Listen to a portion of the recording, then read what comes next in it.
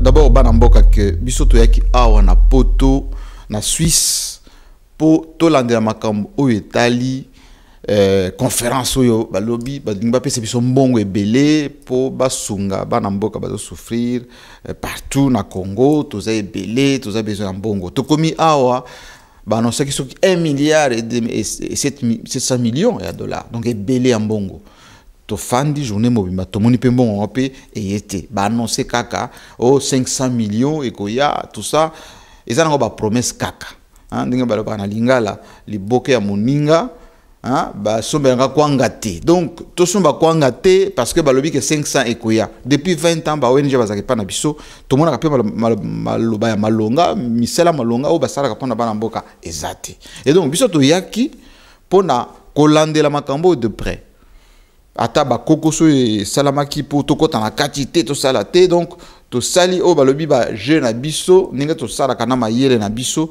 to koti na kati to koteli bango penza et puis na conférence de presse to pose to tuni pe mituna moko ya mituya ya makasi yango e tie bango mo nungu makambo pe e bimi na posa ke basaki makambo pona biso et donc to yaki awa pona musala wana ya mboka ko bondela mboka. Et puis je pense que to longi yango to kolanda yango petit ba jour na ba mois okoya li boke ya moninga hein ba somba nga kwanga te donc to somba kwanga te parce que ba lobi que 500 ekoya. Mon cher Jean-Pierre Onema, je voudrais d'ailleurs profiter de ces instants pour vous rendre hommage parce qu'on ne le fait pas assez dans notre pays. Vous savez, quand quelqu'un est là en train de servir la République, j'ai l'impression que nous attendons qu'il ne soit plus là hein, pour pouvoir rendre hommage à son travail. Moi, je profite pendant que vous êtes là pour vous dire que ce que vous faites est bien pour notre pays. Voilà. Vous avez choisi d'être ici en Europe afin de couvrir toutes les actions, toutes les activités des acteurs congolais qui viennent en Europe au nom effectivement de la coopération, au nom des relations que nous devons établir avec le pays amis, des pays partenaires. Et vous êtes là pour couvrir positivement, dans une approche tout à fait patriotique, ces activités-là. Donc je crois que vous êtes suivis chez nous en RDC, à Kinshasa et dans toutes les provinces, via la RTNC. Et je pense que c'est une bonne chose. J'ai tenu donc à M. Onema à vous encourager hein, de poursuivre ce travail qui est un travail positif parce qu'il est important que le citoyen congolais sache ce que viennent faire ici en Europe les représentants ou le membre de leur gouvernement. C'est très important. Donc continuez comme ça, M. Onema. Bravo. Ah oui, kilo, hein. Fatima Lola. Oui, ils ont eu la bonne déco. Zonga, zonga na bolingo, aklara. Bolingo ekosila kate. Yaka ngana loba na yoklara Bongo ngana salasi Pesa ngai maloba ma yo fiancé Na koma se kozela yo Oh, Clara Wapi gari kia bako Oto kutane pa ya mer Mégé Na Château Rouge Zonga na bolingo aklara Bolingo ekosila kate Yaka ngana loba na yo Clara Bongo ngana zala sur Pesa ngai maloba ma yo fiancé Na koma se kozela yo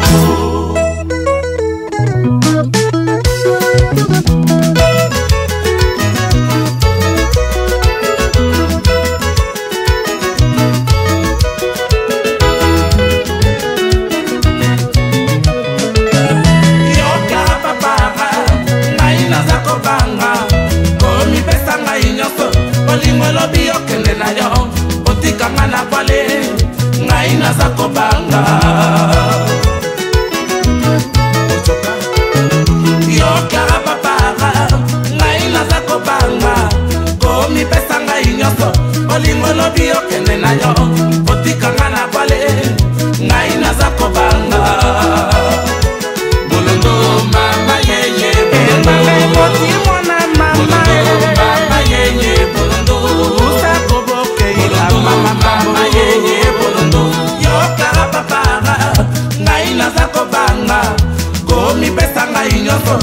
bolingo lobi okende na yo otikanga na vale ngai naza kobanga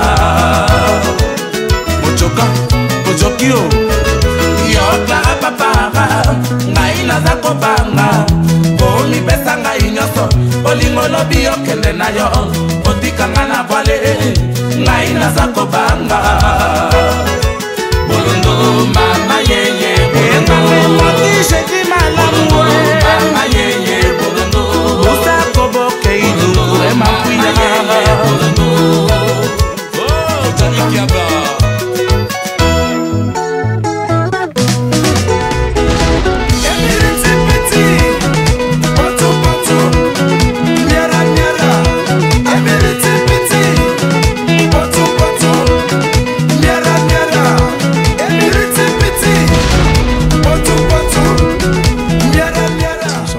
à Genève.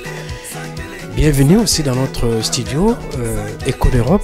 Petite question simple, comment vous avez trouvé Genève après plus de 10 ans? Oui, effectivement, j'étais ici il y a plus de 10 ans. Je suis à la fois émerveillé, mais aussi rassuré de la réputation de la Suisse comme étant un pays moderne, qui change, structuré, stable, avec plutôt une gestion efficace de la ville, même si l'architecture de la ville n'est pas suffisamment pour la ville de Genève homogène, comme d'autres capitales ou grandes villes européennes. Non, c'est une belle ville. Moi, je pense qu'on devrait s'inspirer un tout petit peu de l'organisation de certaines villes européennes pour améliorer chez nous. Alors, parlez-nous un peu de notre émission Écho d'Europe que vous suivez à Kinshasa. Bon, Écho d'Europe, c'est pour nous un cordon ombilical avec le pays. D'abord, l'aperçu de ce qui se passe ici. On a là une photographie hebdomadaire de ce qui se passe en Europe, présentée d'une manière journalistique par un journaliste professionnel qui maîtrise les réalités d'ici, avec à la fois les Congolais, mais aussi les étrangers qui font des choses formidables pour le pays, pour l'Afrique, pour le monde. C'est un rendez-vous incontournable de mon point de vue et qui doit s'enrichir suffisamment avec des interviews, des reportages, des invités, parce que le pays a besoin de s'ouvrir au monde. Le pays a besoin de s'inspirer de ce qui se passe à travers le monde, y compris en Europe. Et c'est l'occasion ici, en tant que président de l'Union de la presse de Kinshasa, la capitale, de féliciter toute l'équipe de cette émission qui nourrit les téléspectateurs de la chaîne nationale, mais aussi d'autres chaînes qui s'inspirent un peu, je dirais, de ce modèle pour s'enquérir des réalités d'Europe. Vous n'êtes pas seulement le président de la presse de Kinshasa, vous êtes aussi patron de Télé 50. Comment va la chaîne? Plutôt bien. On est dans notre 7e année maintenant. Lorsque l'expérience a été tentée, il y a 7 ans de cela, on n'était pas conscient de l'ampleur que ça prend maintenant, ce projet qui est aujourd'hui en quelque sorte le rendez-vous de tout le monde pour s'informer, parce que nous sommes une chaîne d'information en continu, mais aussi nous défendons la réalité, les intérêts de la République démocratique du Congo. Nous nous inspirons un peu de modèles broadcast, un peu à travers le monde. La télévision s'est fait aujourd'hui avec de la technologie, avec des techniques plus rapides, mais aussi on est à l'international via 3 satellites. On est en streaming internet, on est aussi avec une application qu'on peut télécharger. Non, nous sommes plutôt fiers. Le 270 personnes de Télé 50, chaque jour qui passe, sont devenus des modèles un peu. On vient de recevoir quelques prix, meilleur journaliste, meilleure émission, etc. C'est bien, je suis fier de mon équipe et je remercie tous ceux qui nous suivent à travers le monde et qui nous le rendent assez bien. Bon, d'abord, en tant que patron de presse, je me devais d'être là où des événements importants se passent concernant la République démocratique du Congo. Cette conférence était annoncée en grande pompe par les Nations Unies, par les ONG, parfois avec des agendas pas très clairs sur notre pays, par les ONG, parfois avec des agendas pas très clairs. sur notre pays. Et donc, j'ai décidé, avec des amis, à venir d'abord s'enquérir de la réalité, de ce qui devait se passer à Genève et de la manière dont tout cela allait s'articuler. Et ensuite, je suis quand même celui qui assure la visibilité de la vision du président de la République depuis bientôt 10 ans. Et donc, je montre ce qui est fait en bien dans notre pays. Or, les objectifs non avoués de cette conférence étaient de nuire un tout petit peu l'image du pays. Et donc, j'étais venu pour donner notre son de cloche, pour poser des questions. Ce que nous avons fait aux différents responsables, aux organisateurs, pour qu'ils nous expliquent pourquoi cette campagne de dénigrement par rapport à notre pays.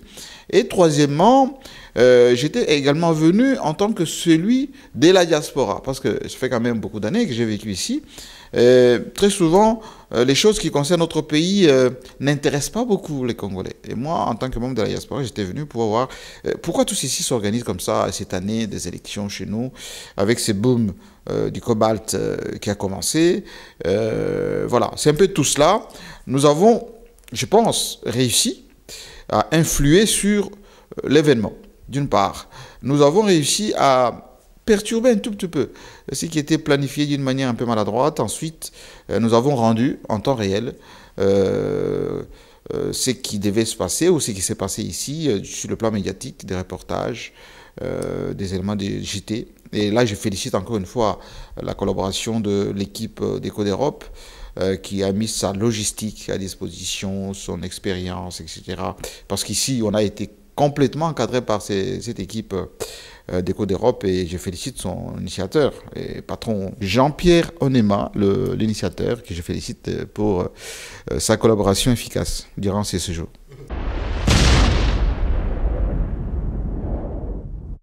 La Suisse est fortement attachée au respect des principes humanitaires. Nous continuerons à nous investir dans le dialogue pour faire connaître et respecter ces principes. Nous demandons à toutes les parties de respecter le droit international humanitaire garant de la protection des populations civiles.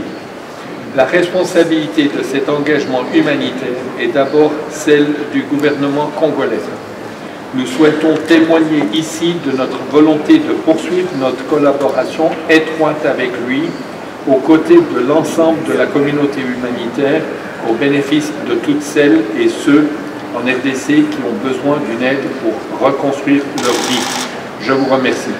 Vous savez, lorsque une situation humanitaire éclate partout dans le monde, il y a cette obligation de la communauté internationale d'intervenir pour sauver des vies humaines. C'est ce que la communauté internationale tente de faire en République démocratique du Congo. Mais la méthode qu'ils ont utilisée n'a pas été bonne. Parce qu'en fait, nous sommes le pays concerné. On devait nous associer dès le départ à l'organisation, à la préparation de cette conférence, à la rédaction des termes de référence. Mais nous nous retrouvons comme un pays qui a été invité tout simplement. En tant que pays souverain, nous avons estimé que cette façon de faire n'était pas respectable, n'était pas bonne. Voilà pourquoi nous avons décliné cette participation.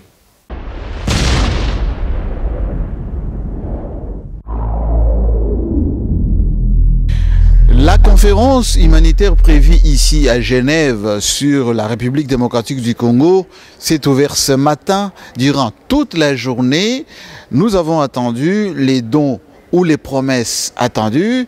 Eh bien, ces promesses ne sont pas arrivées avec ces 1 milliard de dollars promis. Et aujourd'hui, on se rend compte qu'il n'y a pas suffisamment de coordination entre à la fois les organisateurs et les pays qui pouvaient donner. Cette conférence va se terminer avec plus de promesses au minima qui ne donnent pas effectivement l'espoir d'une certaine assistance internationale par ce qui avait prédit effectivement une mobilisation générale. Je pense que ça a été plutôt un rendez-vous manqué. Alors la grande question, c'est de savoir pourquoi est-ce que ce rendez-vous a été manqué.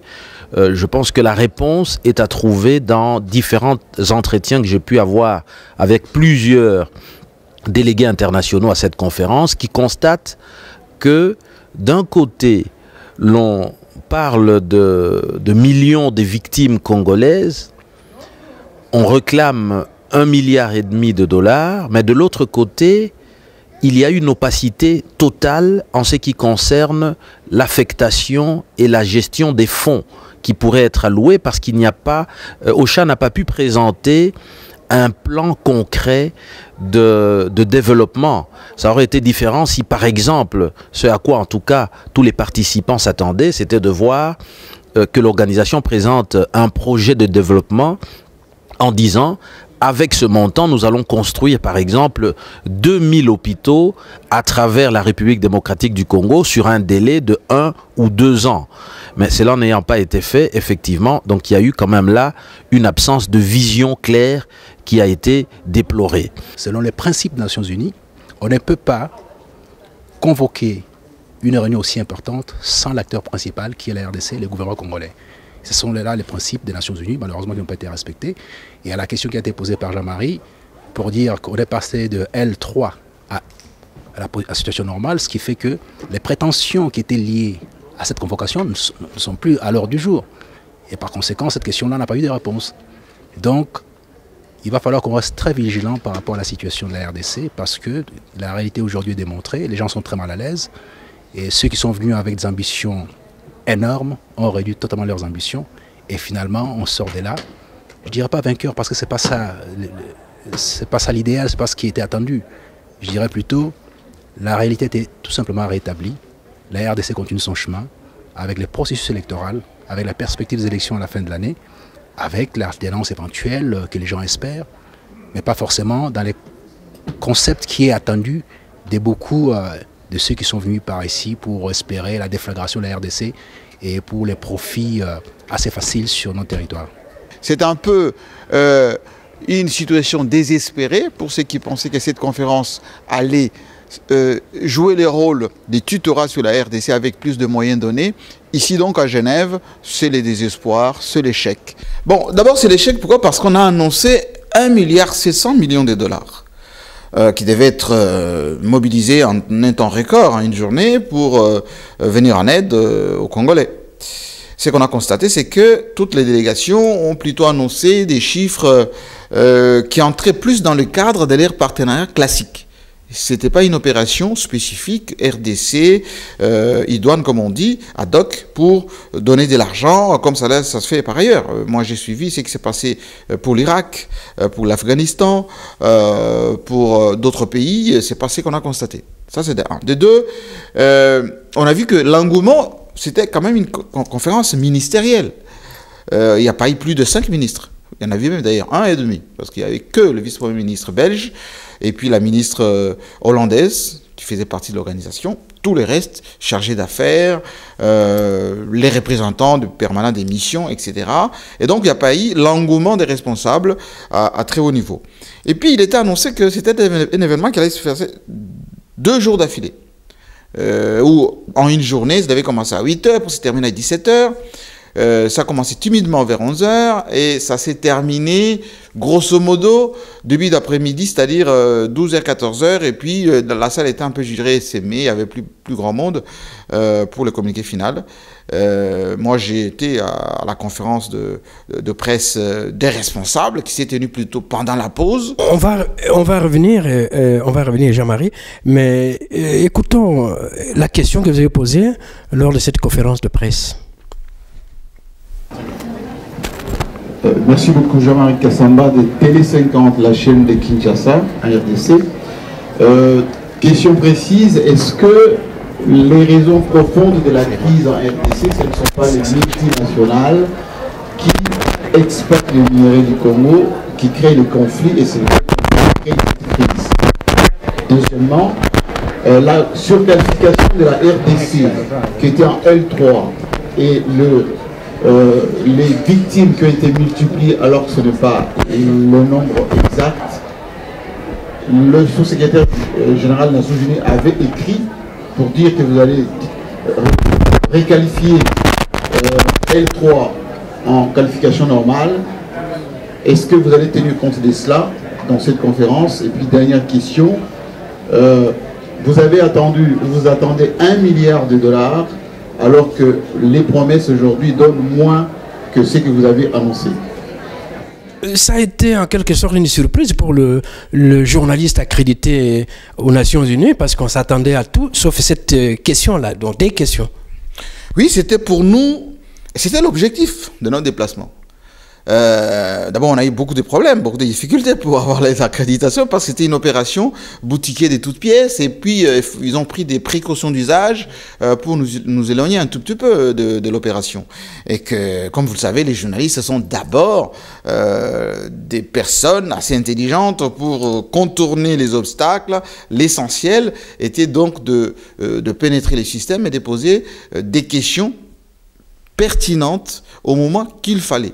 Et vous avez vu que ces 2 questions, ou 3 questions d'ailleurs que nous avons posées, ont perturbé l'organisateur principal qui était Ocha. Et aussitôt après, il a coupé la conférence, il est parti. Et donc le but est atteint parce qu'effectivement, il ne s'attendait pas à ça.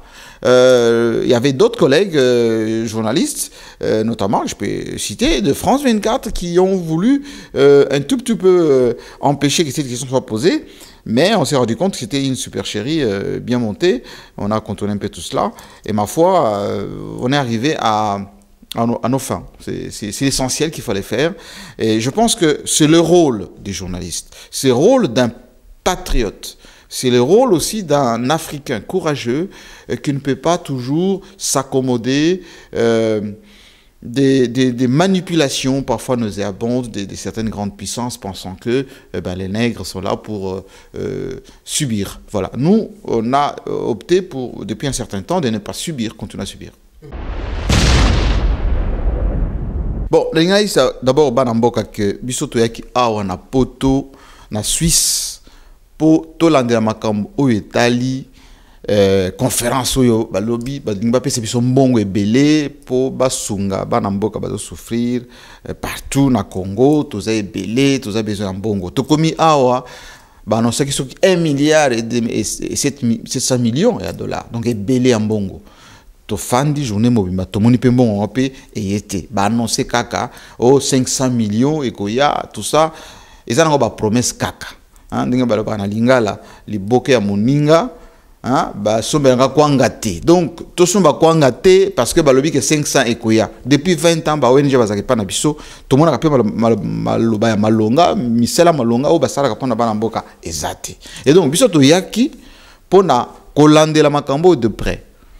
Ata ba kokoso e salamaki pour to kota na katité to salate donc to sali o balobi ba je na biso ninga to sala kana mayele na biso to koti na kati to koteli bango penza. Et puis, dans la conférence de presse, tout le monde a mis tout ya makasi. Yango, et tche bango moi nungu makamongo pe et bimi na poisake basaki makambo pona biso. Et donc, toyaki awa pona musala wana ya mboka ko bondela mboka. Et puis je pense que to longi yango, to kolanda yango petit ba jour na ba mois okoya. Notre émission est en présent terminée. Merci de l'avoir suivi. Rendez-vous dimanche prochain pour un autre numéro.